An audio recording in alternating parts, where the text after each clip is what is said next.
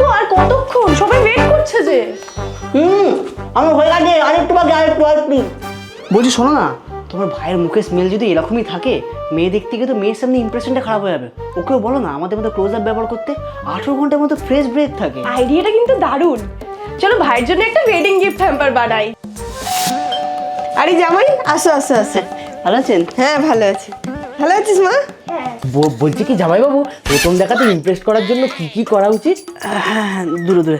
হ্যাঁ, তোমার প্রথম দেখা আর ভালো ইমপ্রেশনের জন্য আমরা দুজনে একটা জিনিস এনেছি তোমার জন্য। আরে তুমি টুথপেস্ট কেন এনেছো? আমাদের বাড়িতে তো টুথপেস্ট আছে। হ্যাঁ আছে, কিন্তু ওগুলো তো সাধারণ টুথপেস্ট। ক্লোজ আপ হচ্ছে 18 ঘন্টা পর্যন্ত আমাদেরকে ফ্রেশ ব্রেথ দেয়।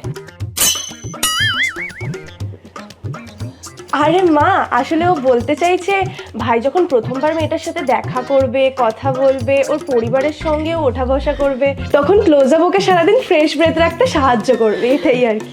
হ্যাঁ, আমি ওটাই বলতে চাইছিলাম। হ্যাঁ চলো এবার ভাইকে ফটাফট শিখিয়ে দাও কি কি করতে হবে। হ্যাঁ, 1, প্রথম দেখাতেই অতিরিক্ত হিরো হওয়ার চেষ্টা করবে না। আর 2, আজ থেকে ক্লোজ আপ ব্যবহার করো আর আত্মবিশ্বাসের সাথে কথা বলো।